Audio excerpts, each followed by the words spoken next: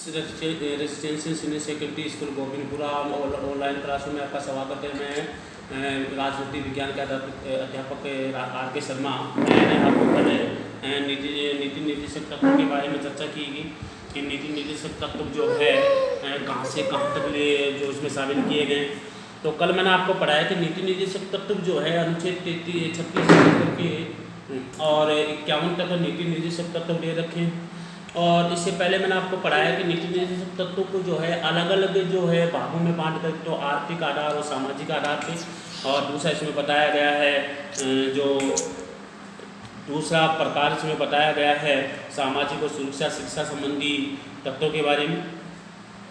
कल मैंने आर्थिक सुरक्षा संबंधी निर्देशक तत्वों के बारे में चर्चा की गई, जिसमें अनुच्छेद 39, 41, 42, 43 और 43 तक जो है आपको आर्थिक सुरक्षा संबंधी अधिकार दिए गए।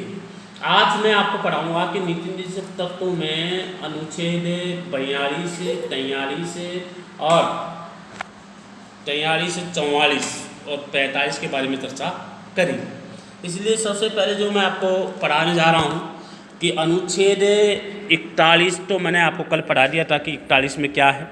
41 में है कि राज्य इस बात का प्रयास करेगा कि प्रत्येक व्यक्ति अपनी योग्यता अनुसार रोजगार प्राप्त करे। बेरोजगार जो है वृद्धावस्था है या बीमारी है या अंगहीन व्यक्ति है, इसकी दशा में सार्वजनिक सहायता जो है राज्य के द्वारा दी जाए। ये अनुच्छेद 41 में कहा गया है। और 39 में मैंने आपको बताया गया था, ये 5-6 पॉइंट 39 में रखे गए थे।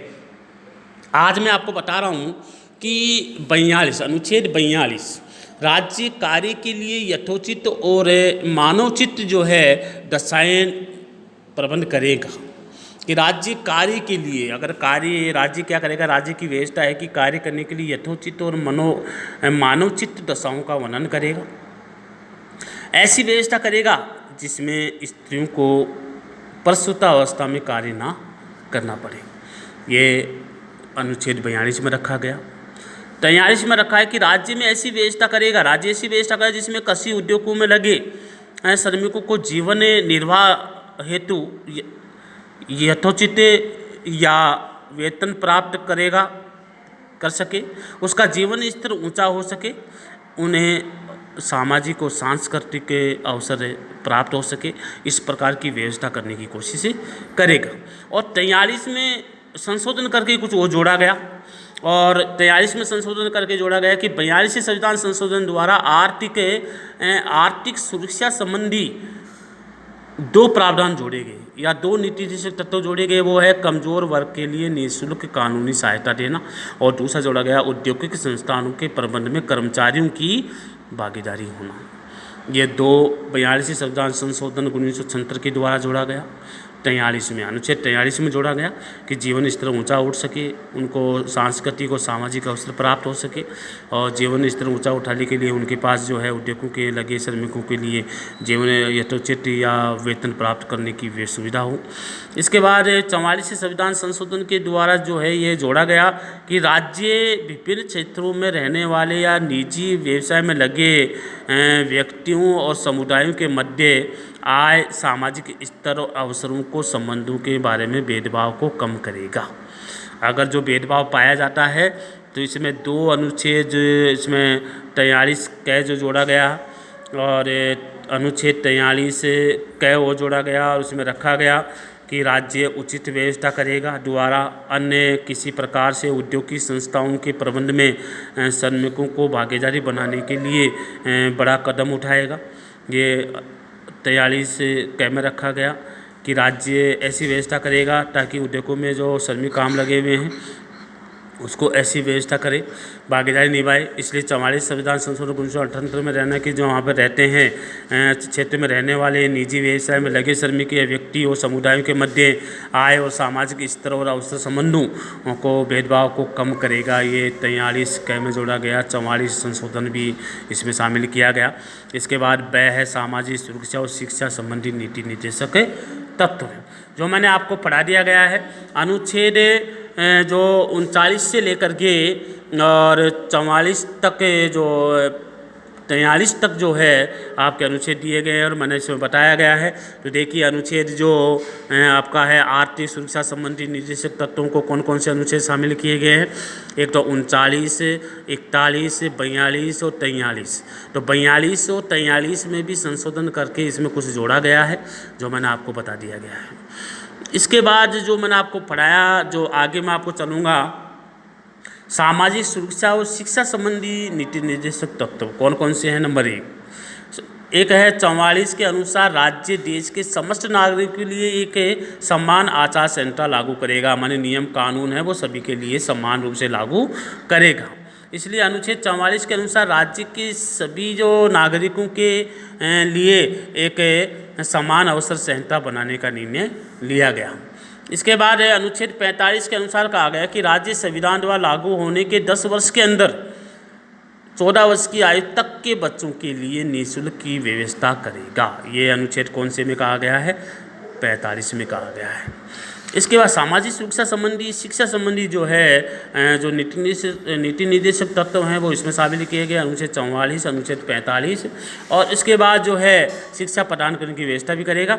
और अनुच्छेद 46 में बताया कि राज्य अनुसूचित जाति और जनजातियों की शिक्षा और आर्थिक हितों की पूर्ति के लिए विशेष प्रयत्न करेगा तथा सामाजिक और अन्याय और समस्त प्रकार के शोषण से भी उसकी रक्षा करेगा। ये अनुच्छेद 46 में रखा गया। जनजाति अनुसूचित जातियों और जनजातियों की शिक्षा संबंधी और आर्थिक व्यवस्था संबंधी या हितों की पूर्ति के लिए विशेष प्रयत्न करेगा।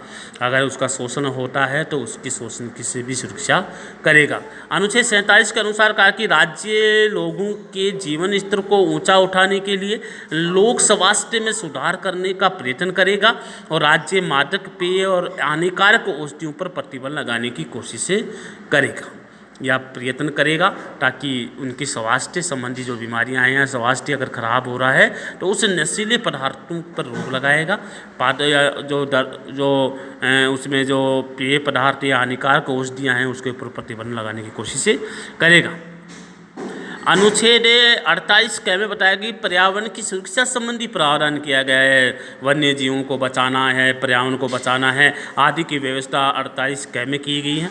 इसके बाद ये आ गया आपके सामाजिक जो अनुच्छेद सामाजिक सुरक्षा और शिक्षा संबंधी नीति निर्देशक तत्वों के बारे में चर्चा की गई है। और इसमें अनुच्छेद है 44, 45, 46, 47 और 48। इसके बाद आपका जो माने भागों में बांटा गया है पंचायती राज और प्राचीन स्मारक और न्याय संबंधी नीति निर्देशक तत्व। तो आप देखिए अनुच्छेद 40 में कहा गया है कि राज्य ग्राम पंचायतों का गठन करेगा और उसको शक्तियां प्रदान करे, अधिकार और शक्तियां प्रदान करेगा जिससे कि वह स्वायत्त शासन की इकाइयों के रूप में कार्य कर सके। ये अनुच्छेद बहुत इम्पोर्टेंट जो है महत्वपूर्ण अनुच्छेद है 40। इसके बाद अनुच्छेद 39 में राज्य का ये दायित्व होगा कि कलात्मक और ऐतिहासिक जो महत्व के प्रत्येक स्मारक है जिसे संसद राष्ट्रीय महत्व के जो राष्ट्रीय महत्व घोषित किया गया है या राष्ट्रीय महत्व के जो स्मारक घोषित किए गए हैं उसको कुरूप होने से उसकी सुरक्षा करेगा, उसको बचाएगा, उनकी संरक्षण करेगा। ये राज्य का कर्तव्य है अनुच्छेद 49 में।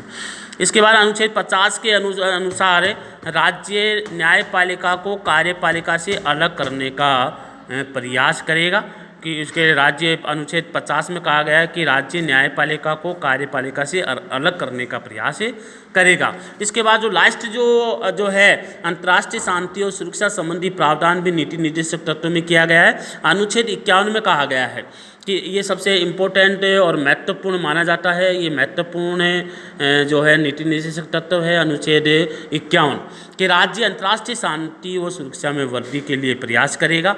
और दूसरा है राज्य विश्व के विभिन्न देशों के मध्य न्यायपूर्ण और सम्मानपूर्ण संबंधों को बनाए रखने का प्रयास करेगा। इसके बाद तीसरा पॉइंट है राज्य अंतर्राष्ट्रीय संधियों, समझौते और कानून के प्रति जो है सम्मान की भावना रखेगा, कानूनों के प्रति जो है सम्मान की भावना रखेगा। और चौथा है राज्य अंतर्राष्ट्रीय विवादों के मध्यस्थता द्वारा सुलझाने का प्रयास करेगा। ये महत्वपूर्ण जो है टॉपिक माना जाता है। ये 51 अनुच्छेद 51 में जो आपको बताया गया है 4 पॉइंट हैं जो राज्य इस प्रकार के पॉइंटों को ऊपर ध्यान रखेगा और इसे सबके पालन करेगा, सम्मान करेगा, समझौते भी करेगा। तो अंतर्राष्ट्रीय संधि या समझौते और कानून के प्रति उनकी सम्मान की भावना को रह करके ध्यान में रख करके कार्य करेगा। तो मैंने आपको जो है मौलिक अधिकारों के बाद भाग 4 जो है नीति निर्देशक तत्व दिए गए हैं और इसे उन नीति निर्देशक तत्वों के बारे में मैंने आपको अनुच्छेद 36 से लेकर के 51 तक जितने भी अनुच्छेद दिए गए हैं वो सभी अनुच्छेदों के बारे में मैंने आपको अच्छी तरह से समझा दिया गया है और मैंने नोट्स भी आपके पास भेज दिए गए हैं और उस नोट्सों में आपको अनुच्छेद जो कौन कौन से अनुच्छेद हैं और उसमें सरकार या व्यवस्था या राज्य या भारत सरकार जो है या संविधान कौन कौन सी व्यवस्था की गई है, इस सभी व्यवस्थाओं के बारे में मैंने आपको बता दिया गया है, अनुच्छेदों के बारे में आपको बता दिया गया है। आज मैं आपको इतना ही पढ़ाऊँगा और कल मैं आपको मूल कर्तव्य के बारे में पढ़ाऊँगा। अगले क्लास में मैं आपको मूल कर्तव्य के बारे में बताऊँगा। बस जय हिंद।